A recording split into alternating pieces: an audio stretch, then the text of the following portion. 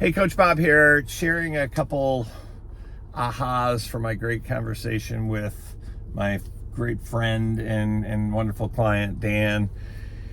And we were talking about as Dan has put structure into his life to help know what matters most for his business and who the business is and where they're going and how they're going to get there, and doing that with his life and making decisions around what matters most to him. And it's he's rocking it. So you're an inspiration, Dan.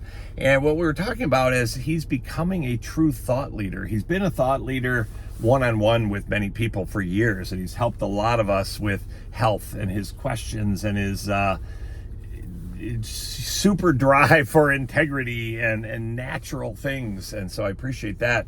And as he's stepping into being a real thought leader for many, and he's written a book coming out, which I'm very excited to get a proof copy of coming up.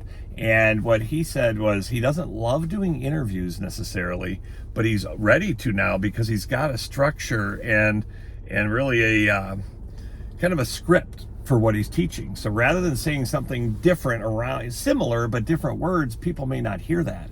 So he's now has a bit of a script to share with people, and then they can hear it for the second time or third time, or from the video or from someone else.